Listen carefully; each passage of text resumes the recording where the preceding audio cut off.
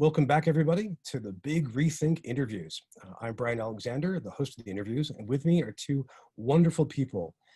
We have Professor Sara Goldrick-Rab. Sara, where are you and what's your current title right now? My current title is Professor of Sociology Medicine at Temple University in Philadelphia. Excellent. And you're in Philadelphia right now. Yeah. And with us is Wesson Radomski, who is a student in the LDT program. Hey there. Well, I'm glad both of you have the time for today, especially during this really, really intense season. We have a series of questions and we'll dive right in with the first one. The first question is, when you look at higher education this year, as it responds to two different developments, to COVID-19 and to the Black Lives Matter mobilization, what are you seeing change the landscape? What are the big transformations or lack of transformations that you're seeing? Well, I mean, I think in some ways, higher education is having to come to grips with some things that have been there the whole time. And the pandemic and the Black Lives Matter movement are making dealing with those things non-optional.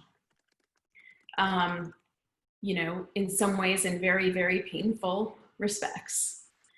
So for example, higher ed has spent a long time telling ourselves a story about our students that, begins with, mom and dad dropping off Junior on campus and moving him into the dorm and, and hooking him up with his meal plan and asking him how the parties are and, and largely, pretending like Junior gets a regular allowance and all is good unless Junior doesn't go to class or struggles with his writing exam or something, or fails math. Things would be okay. And there just aren't that many Juniors anymore.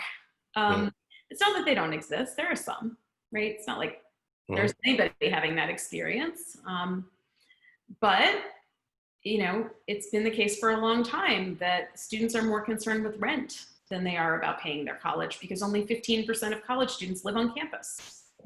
And it's been true for a really long time that what we call non-academic expenses are academic expenses. These are the things that affect how you do in the classroom. And it's been the case that in general, the big assumptions, the stereotypes of college students have just been wrong. The pandemic laid a lot of that bare, particularly in the initial pivot, when colleges did insensitive things like tell people to go home or tell them to just go online, like they were going to have internet access, like they were going to have a room to sleep in, like they were going to have food to eat. And I think that the other fact is that inequality and whiteness have pervaded the academy forever. I mean, and, we've been talking more and more in recent years about whether it's possible that higher education generates at least as much inequality as it ameliorates. But listen, we've known that. The president of the American Sociological Association gave an address in 1974 about that problem. Okay. And it's not new. And what's happening now is people who have been speaking about this are being heard a little more. And I don't think we should assume that means they're going to be actually listened to, which means acting on what they hear. I worry tremendously that particularly the Black Lives Matter part of this is going to just wash over and somebody will hire another chief diversity officer and think they're done. I hope that's not the case, but I see a lot of reason for higher ed to try to maintain the status quo there because whiteness is just so integral to the enterprise. Probably in ways I don't even know about. I mean, truly, I think every day I think now of another thing that I didn't notice about where whiteness is sitting. It's like this just elephant that's just there and ever present. And of course, these things intersect, right? So of course, the other part of that is that the two issues are completely intertwined, and they're intertwined through health, which is the other part that I feel like higher ed has not paid enough attention to. So how easy is it for us to say phrases like education and the workforce? But how much harder is it for us to say higher education and health and well-being? Right? There's a tiny segment of the world that understands that phrase, really understands what it means, has always considered the ROI on higher ed to be partly about health. And a huge part that's like, we don't do that stuff. That stuff is like social service people and public health people, and that's not higher ed stuff. Well, I guess we're learning that's not true. And we may even end up putting some of the things we think are higher ed important over the importance of those health related things to our own financial detriment as well, waiting to see if we're really going to do that. So there's all kinds of directions to go in from this. I just wanted to share last week from your opening comments about the stereotype of a college student. New York Times had this big article called "The New College Drop-Off: A Bittersweet Family Tradition." And so that, of course, only applies to what, less than 15%. I mean, some of them are moving, to be fair, some of them are moving their students in off campus, right? And there are still some families that do these things. But yes, we cling. Like this, I've really come to understand this, especially as I've been trying to talk to folks, including at the Times, about changing that coverage. How badly we really want to believe this about the students, and how threatened we seem to feel by people saying, there's students showing up with nothing but a trash bag. There are students showing up fresh out of foster care. There are students showing up and haven't seen their parents in years, because the parents don't speak to them because of who they are. There are as many people, trying to help their aunt or their mom or their older sister start college now, as much as, somebody 18 years old. And of course, there are moms pushing strollers onto college campuses. Right. I mean, I don't really understand anymore why that doesn't just excite us, but it should really scare us. It's a sign of success. If you want more and more Americans to have more and more post-secondary experience, this is how it works. It is. Well, let's tackle this question from another side. This is thinking about in a more kind of quantitative way. When you look at these developments, what metrics are you tracking? When you're thinking about, for example, the link between healthcare and health outcomes and academic achievement, or who we maintain or exclude on campus, what are the metrics that we should be paying attention to? Let me first tell you the ones I really don't like, if I can, because I feel like I need to knock down some sacred cows here.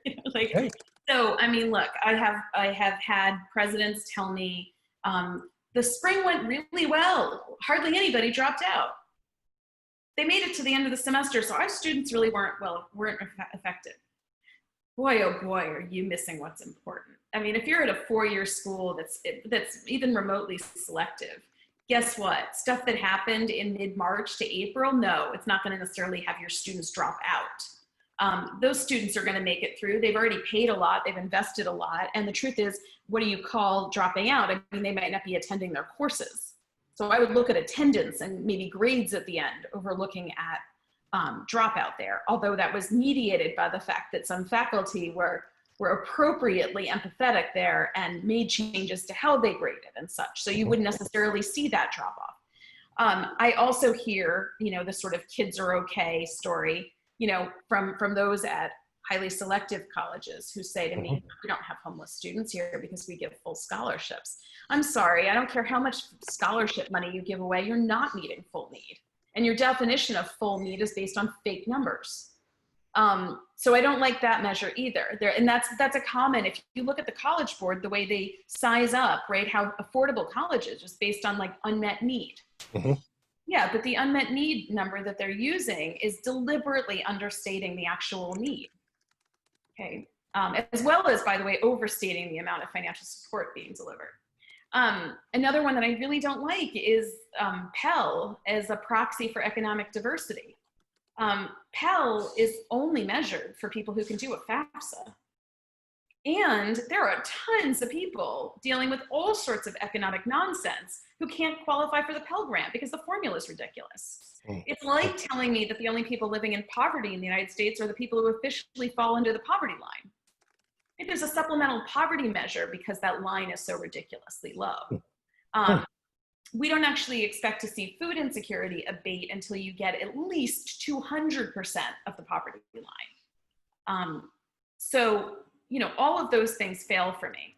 That doesn't mean that we don't still look at them, right? It doesn't mean that we shouldn't like know how many Pell recipients there are on our campus or how many people fill out FAFSA, or we shouldn't be looking at, you know, attendance and, you know, registration and making it past the 12th day of classes and, or the 12th day of the year anyway. And that we shouldn't look at persistence and graduation, but we have to do more than that. So, I mean, my team has created a set of metrics and pushed them hard in higher ed to go to measures of well-being. So, you know, I think we should measure food insecurity of our students. I think we should measure housing security, homelessness, right?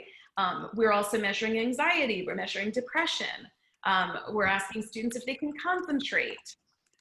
We're asking students if they have to support their families while they're in school. We also ask students if they're estranged from their families. You know, that said, I think anytime we talk about metrics, we have to talk about comparisons. And I do worry, I don't want anybody out there to think, well, I don't want to measure the % of homeless students on my campus because we have a lot of them and I don't want to be blamed for that. Okay, so I do not measure your success or failure based on whether or not you have a lot of homeless college students, because frankly, the community colleges will lose every day of the week. That's ridiculous. What we measure at the Hope Center is we focus on the % of homeless college students who are connected to supports. And so we look for progress in that way. So what we do is we take the measures that we have on who's affected by what we call basic needs insecurities, and we take utilization of services, both applying for services and getting services, and we cross these two, and we come up with this metric. And we ask ourselves, you know, if we survey on your campus year after year, does it appear that more and more students are actually getting access to supports? So, you know, one example might be, this is probably my favorite, what % of your students have applied for SNAP? So I'll tell you what, in Philadelphia, we released a report. Gosh, the days just blur together. We released the report in some month this past spring. I think maybe May. And, you know, look, the Community College of Philadelphia wins on that metric, but it's not just because they have more students on SNAP. It's because they have a person whose full-time job it is to help students connect to SNAP.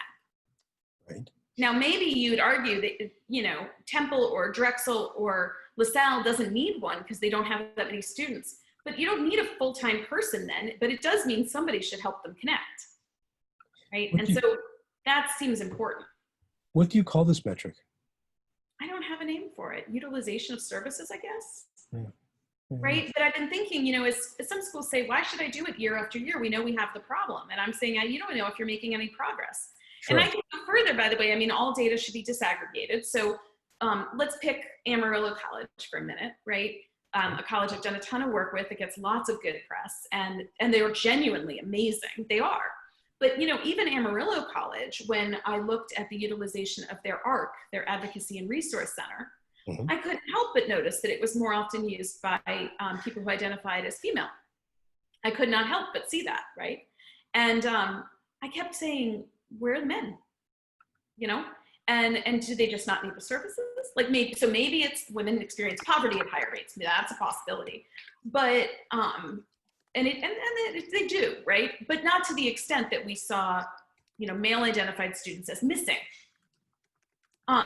And so that became something for them to work on, right? And we actually joined forces and worked with them on that. And things are getting better.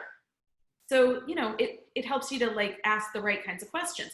I think we need to go further. I just worked with a group that was asked by the CDC Foundation and the Wellbeing Trust to do a report on a springboard for recovery from the pandemic in 15 different domains, by the way. So higher education was one of 15. There's all these health domains and such. And the metric that they focused on is thriving, right? The whole point is we all deserve to be thriving. And what does it mean to thrive in higher ed is something that I think we need to pay more attention to, you know, and we currently, I think, would call that engagement.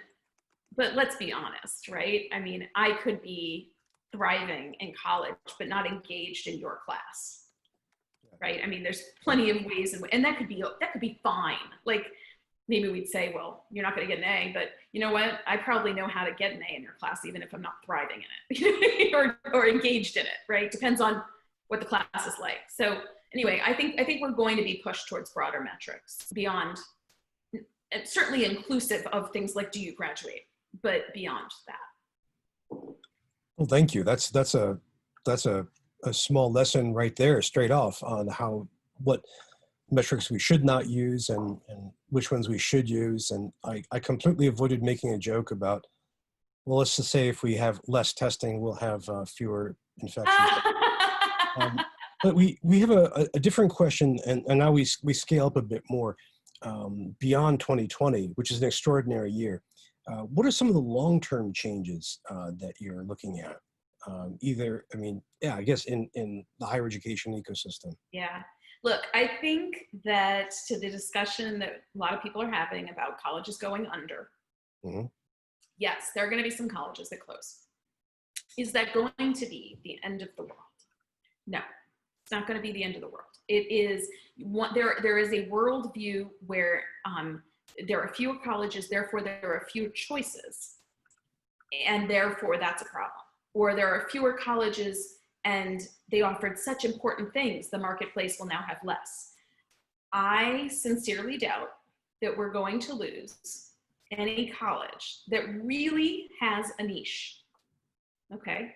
I think we are primarily going to lose small private colleges that we may have, frankly, too many of.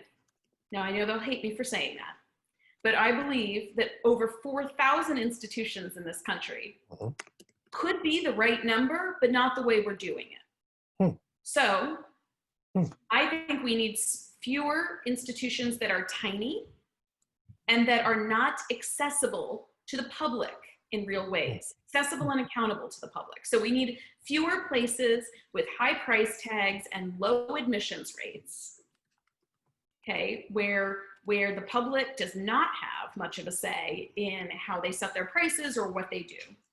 And we need a lot more community colleges and regional universities located in as many counties as possible all over the country with democratic control.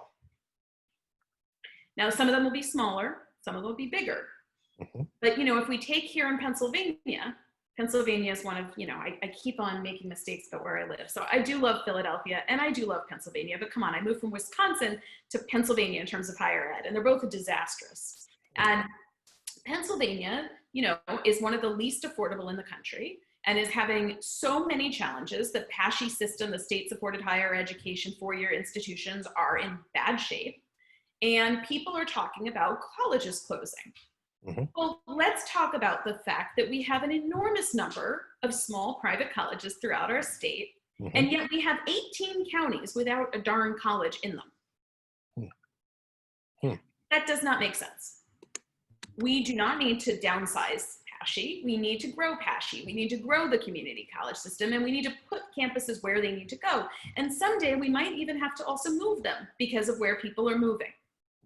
We have to be much less focused. We're too place-based. We should be place-based in the sense that we reflect our community, right? And that we serve our community.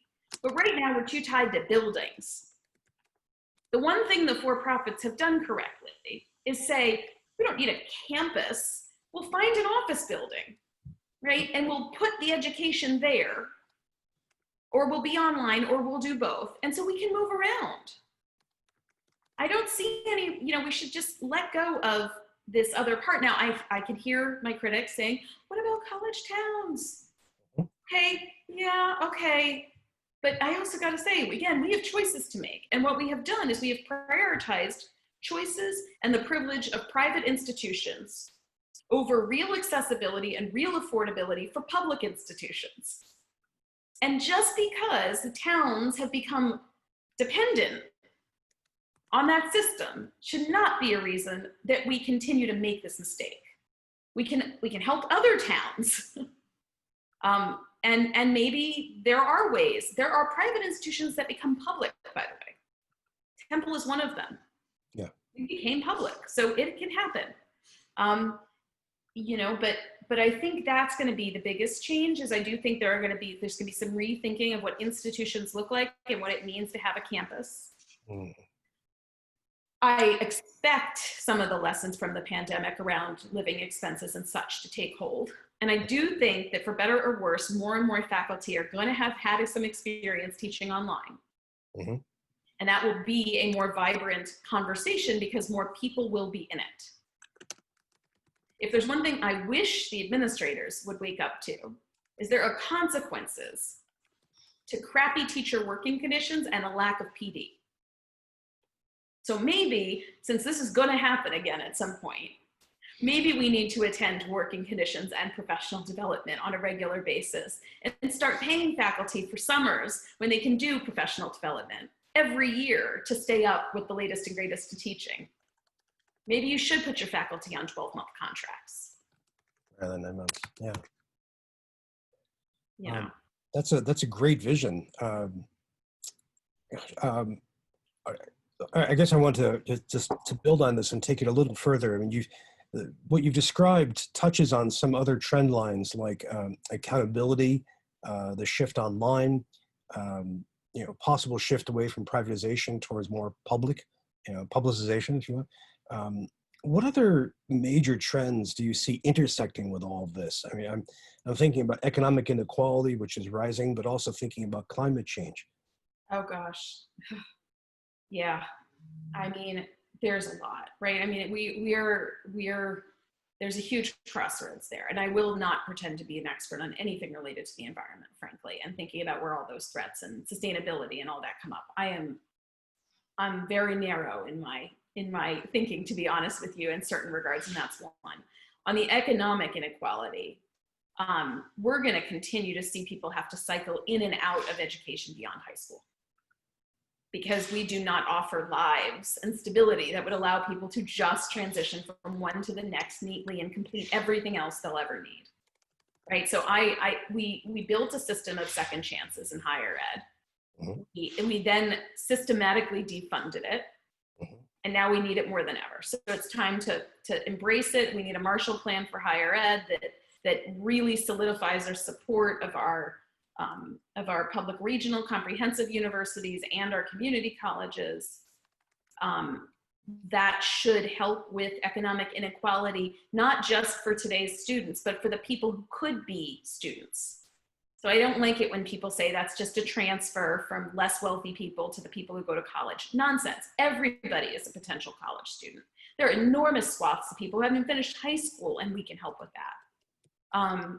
You know, I think that after the Great Recession, right, all of the gains, any of the recovery that we had went to people who got education beyond high school, and that's going to happen here again. So rather than, you know, perpetuate the gap. I know there are so many people who seem so intent on the college wage premium existing that they don't want to broaden access to higher education, lest the wage premium fall. I think you're just thinking about the problem all wrong. It's a racket. It is a racket. Well, that kind of nonsense is how we prop up the current system. I mean, that's just how you continue to make loans the way you pay for college. Yeah. And, you know, and that economic rationale is narrow for a million different reasons. And it wasn't the reason we did this in the first place. I mean, we're doing education for democracy here. You know, we certainly did at least some of that and understood some of that in the 20th century. Not as much as we should have, but certainly somewhat. And if there was ever a time, we're talking about trend lines, right? There's a real chance that we're going to have to talk about living in a post-democracy world in the United States, for Pete's sake. Right? Like, if we don't do something about education for democracy and civic participation, we have a problem. So, you know, I think that colleges I think high schools and colleges should be held accountable for ensuring that the people who attend their institutions vote. You know, like, I don't think you should, I think your marker for, I don't think you should have to fill out a FAFSA to graduate from high school, by the way. That's absurd. I think you should have to vote. I think voting is much more fundamental and bipartisan and everything, and doesn't prop up a bad system, right? Requiring the FAFSA tells everybody that we have to continue to perpetuate a ridiculous system where the FAFSA is required. Yeah. Get rid of the FAFSA and require voting. There, that's my new world. That's a slogan. Down with FAFSA, up with voting. What are we voting for? I mean, you know, we should be voting for a system that doesn't put administrative bureaucracy in front of you when you're there to get more education. Right. That's when you should say, that's when we should roll out the red carpet and say, literally, you can stumble your way in. No gates needed, because we need you so badly to have additional education. The for-profits really figure out how to do that well. Yes, they have. There are some things, you know, I mean, we denigrate them. And look, we should, but we should also rip them off as much as possible. Mm-hmm. And right, and at least then we could have made lemonade out of this whole terrible situation. You know, maybe we could learn that we do terrible outreach and advertising in higher education in general. Mm-hmm. Take a page from these people, right? They make it as easy as possible to get in the door. Yeah, yeah. Well, our next question, I think you've answered it at least halfway right now. The next question is based on what have these major developments in 2020 revealed about higher education that may not have been generally known, that might not have been talked about in the public very much, or might not have been fully discussed within higher education. And I mean, you've mentioned before that. Mentioned a bunch, yeah. There's probably at least one more that I think has been really just noticeable. Like, I'm always taking note when I'm like, oh, y'all just found that out, huh? Mm-hmm. Actually, let me tell you my two favorite ones at the moment. Mm-hmm. I guess people just found out that colleges and universities have had to lean heavily on auxiliary services like food and housing in order to stay afloat. I still don't think they quite get it. I think people really believe colleges and universities just don't want to offer refunds just because they're fat. Cash cows, right? Nonsense. They have been propping themselves up using these enterprises for quite a while. Yeah. So I hope, I mean, I kind of have wished I could do a sort of measure that would help me to show what their budgets would look like without those things. One of these institutions should do it. They should show how much higher their tuition would have to be if they had not been doing what they were doing with their auxiliary enterprises, if that revenue was to go away. Okay. And how much the financial aid even might drop. Yeah. Right? Yeah. Because that lays bare what the defunding has done, right? Like, it has been concealed. Some of the effects of defunding have been concealed by the fact that institutions have turned to these other things to make up the money. And if they can't anymore, you know, this is where we're going to be. The other thing that I'm finding really fun to talk about and getting traction finally on is this idea that we should fund institutions on a per full-time equivalent student basis rather than headcount. And, you know, this idea that we have taken our incredible biases and stereotypes of part-time students and operationalized them in a funding scheme that treats those people like less than full-time human beings. And, you know, I've just so enjoyed getting into the weeds here, and I don't think we've fully pulled this, you know, peeled the onion yet, because, you know, every time we say per student funding is down in the United States, we're usually talking about per FTE funding. It's even worse if you translate it into headcount. And we're laying bare, by the way, the incredible lack of creativity of some of our colleagues in the four-year sector, who are furious at the idea that we would switch to headcount because their budgets would be adversely affected, because they can't seem to realize the solution. It's staring them in the face. Enroll more part-time students. Enroll more part-time students. Grow the size of your capacity and enroll more part-time students. And there are tons of them to be had. And by the way, retain them too. This isn't like, we can't find them. Where are they? Yeah. We have to go searching other countries. No, they're right here.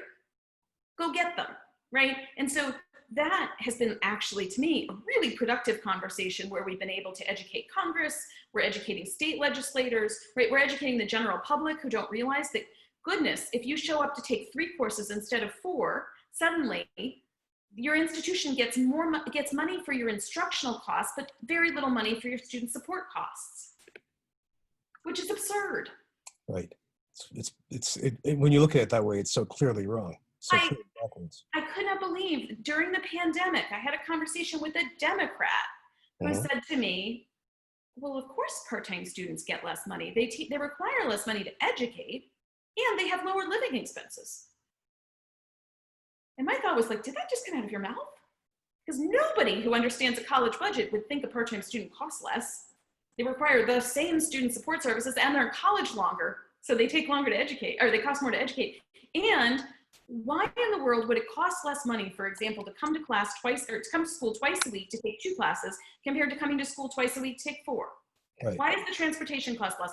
Why, you don't think your work is disrupted by the fact that you have to go to class, period? It's just like all these really big brains, right? Just not computing. They're back to that stereotype you mentioned before. Yeah. Because they really want to believe, right? That like something magical about full-time. I don't think there's anything magical about full-time. I think it's all about privilege. I don't think if we could actually randomly assign people to full-time or part-time, that we would see much. To the extent that we saw any difference, it's because we under-resource the part-time student. So you would be randomly assigning them to be treated worse by their institution. I see.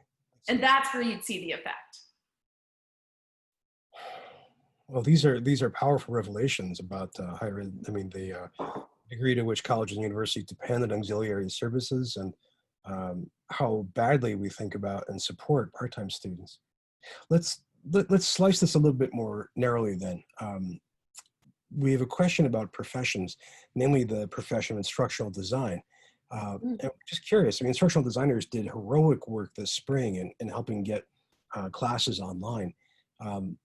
Looking ahead, what can IDs do for higher education in this atmosphere of uncertainty and challenge? And by the way, we are biased in this question because some LDT students are instructional designers before they get here, and some of them go on to become instructional designers.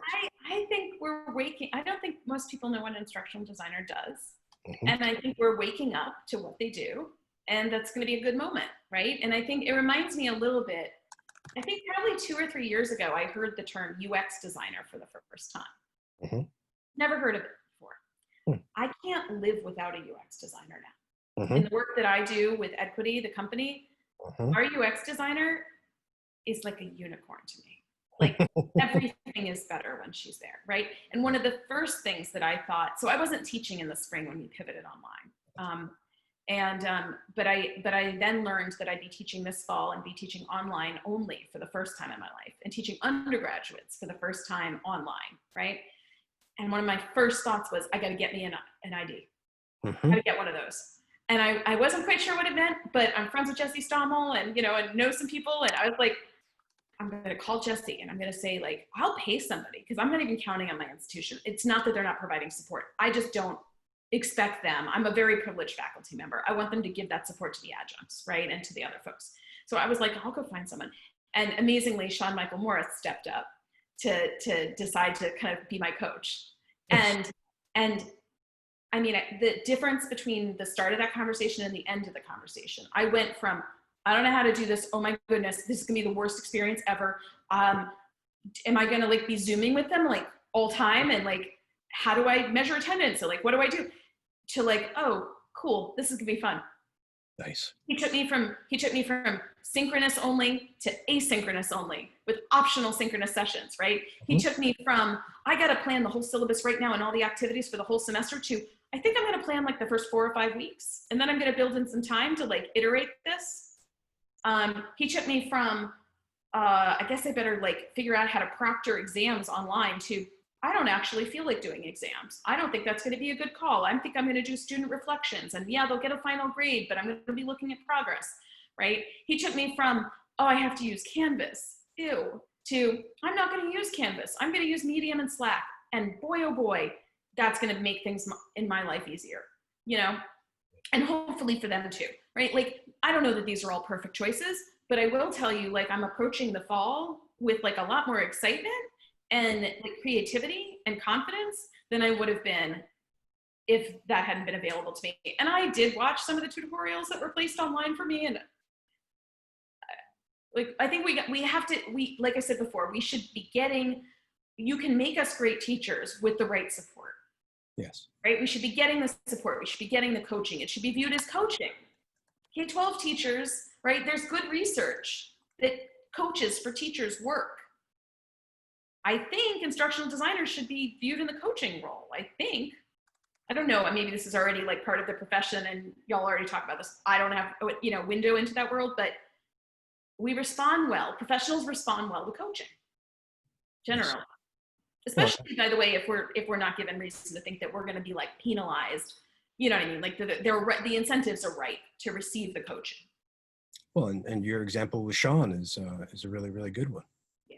Yeah. I mean, the mindset has to be there. I will honestly say the fact that I do not face economic precarity, right? The fact that I know that regardless of how the fall goes, my job is secure, certainly puts me in the right mindset to receive the support from an instructional designer. I do have to say, I think we have to deal with the working conditions facing others before, including instructional designers, by the way, and their working conditions, before we can fully expect this to actually take hold. So I'm just curious. I mean, this is this question looks back to a couple of points a few minutes ago. What do you think is going to happen to the adjunctification, the professoriate as a result? I mean, do you think we'll see more and more campuses shedding part-time faculty because they're easier to shed, yes, and trying to squeeze more to full-time, or do you think yes, I think that's exactly what they're going to do. In fact, I'm already seeing it. I've had colleagues this spring who were called into their annual review, full-time tenured colleagues, and informed that their teaching loads would be increasing. Informed. I think that's exactly the plan. I think you're going to see a reduction in the size of the workforce and an increase in the workload on those who are left. I think it's ridiculous. It's untenable. The fact that we still have to fill out stupid surveys that make us prove that we already work long hours, tells us everything we need to know. I seriously doubt there's a bit of data out there that doesn't suggest that the faculty were well above the 40-hour work week already. Sure. I would really like to see us professionalize teaching in higher ed. Like, I think the tenure track for teaching is a great idea, with the only exception being that I worry about inequitable pay. And I think we know that we're going to have comparable worth issues. I think we'll see male researchers and female teacher, but I don't see why somebody shouldn't be able to earn tenure for being an amazing teacher, period. And including your research ones. And I do think tenure is going to continue to go the wrong direction, which is just, it's incredibly disheartening. I can't very well right now. I get a lot of people asking me what they should do with the rest of their lives, right? I'm really having trouble urging people to work in academia. No, really, it doesn't seem like a safe harbor at all. No, I keep talking to them about all the other things that they can do, which is tough. How do you say to somebody, I get it and you don't? Or I'm the end of this, the stream of people who get to do this. But let me walk back to the questions that we mandate for everyone. I want to make sure that we don't lose them. Thank you for answering about structural designers. That's a really your example from Sean Michael Morris and your description of support is just beautiful for our students. A different question has to do with science. And when we phrased this question, it was really in terms of medical science. But I think really it also includes social science in the form of critical race theory. But to explain, we've had this interesting burst in 2020 of support for acceptance of science in terms of public health. But we've also had the opposite. We've had the politicization of science or the disdain of science. The question is, what does that tell us about how academics craft these scientific messages or try to persuade the public that they should be heeded? Yeah. First, So I just joined a medical school, right? I just did this. I just moved my center from a college of education to a medical school. And I didn't do it because of the pandemic. It just happened to happen during the pandemic. We had already been planning that for over a year. And so this is something I'm going to learn more about, the relationships, right? And where the parallels are. But certainly, I think there's two things going on. I think it's really easy to say this has happened because the scientists are bad at communicating. And I think the fact is the scientists have been bad at communicating, period. It is absolutely the case. It's pretty much indisputable. We like to talk fancy because it gatekeeps. You know, Pierre Bourdieu wrote about this, and Pierre Bourdieu wrote about it the most inaccessible way possible, by the way, because it was a sign of cultural capital to be able to read his darn work. It made me crazy when I don't like teaching this stuff because I don't, this is just not my version of doing sociology well. I think you should explain the concept in as clear language as possible. And I try very hard to write and do all of my work at a level that probably like an 8th grader, should be expected to be able to understand, if not even less, frankly.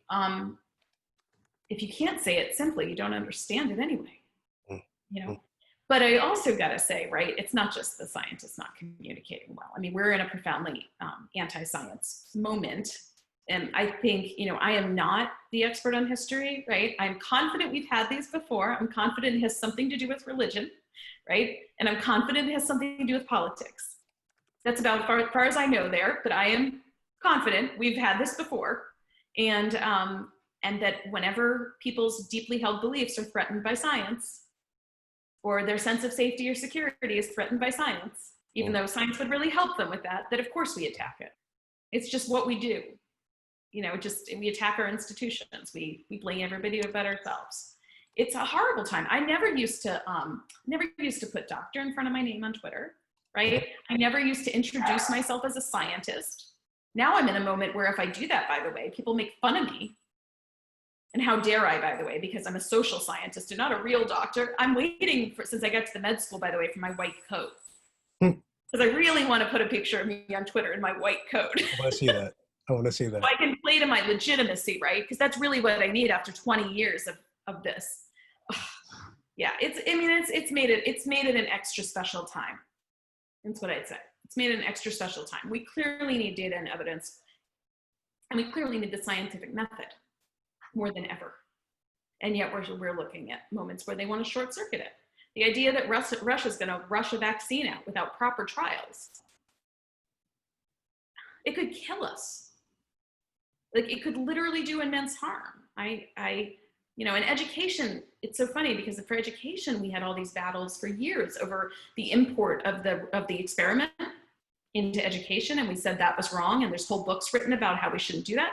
I never really believed that. I think we should have all the tools at our disposal. I don't think methods are ever the enemy.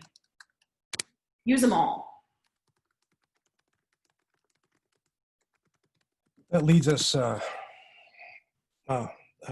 really, really want to ask about where this takes us in terms of climate change, but I'm going to hold back because that's going to be too stark. And we have a better question that really connects with a lot of what you've been saying and my sense of your work as well. This is another slice through higher education. One of the things revealed in 2020 for many people was just the huge depth of the digital divide.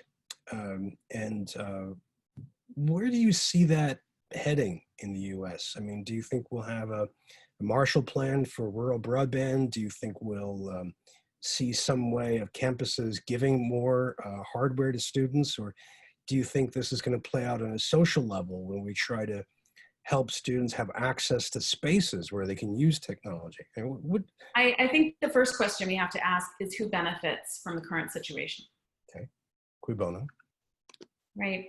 I mean, rural communities, predominantly rural communities, and communities of color, even in urban areas, right, are disenfranchised by the digital divide. I have a hard time believing that there isn't a substantial number of powerful institutions and people who win from that. Well, telephone companies, telcos as a whole. So, I think that's the first question to whether we're going to be able to get something like a Marshall Plan passed. I think we should fight for it. And I think institutions, I don't think there's any question. The colleges and universities have woken up to this problem and they are disseminating as much support as they can. But there's a limit, right? I mean, they can't, you know, you can pass out, you know, all the spots, the hot spots you want, but there's a limit to what you're going to be able to do there. And, you know, having spent time in northern Wisconsin and in rural Pennsylvania, et cetera, you know, and here in Philadelphia, we have school kids in parking lots trying to access Wi-Fi. I mean, come on.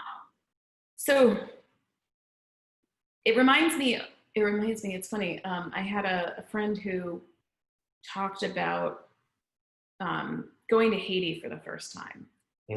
And he went down there to do some volunteer work, and he was cutting hair of people who were just, you know, living in homeless shelters and that sort of thing. He told me he was cutting a man's hair when the man said to him, "Are you rich?" And he thought to himself, you know, in the typical American way, I don't know, like, am I rich? I don't think I'm rich. He said, I don't think I'm rich. I do well, but I don't do that well. And the man said, "Are you rich or not?" And he said, "Well, no." And he said, "But how would I know?" And the man said, "Do you eat every day?" And, you know, my friend said, "Yes, I do." And he said, he never thought to himself. The guy goes, "Well, then you're rich. You eat every day. Look, do you have internet access every day?" Pretty good sign at this point. Yeah. You know, I mean, you think about everything you can't get access to now.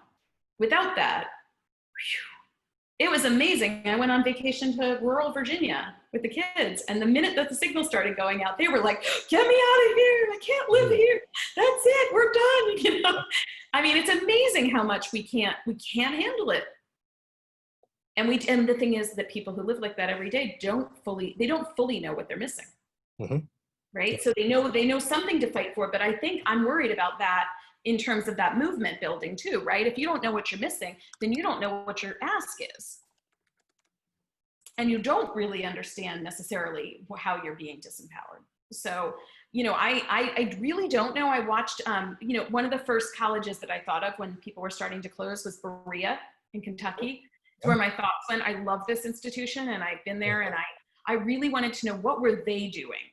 Because whatever they were doing, I knew that they would not neglect the students that I'm most concerned with. And they closed, right? They ended instruction. They said there is no equitable way to move online, period, full stop. The semester is over. And it reminds me so much of there's so many people on the left, right, who were insisting that it is profoundly inequitable to let the semester end, or it's profoundly inequitable to have online courses only. But guess what? In-person's not possible.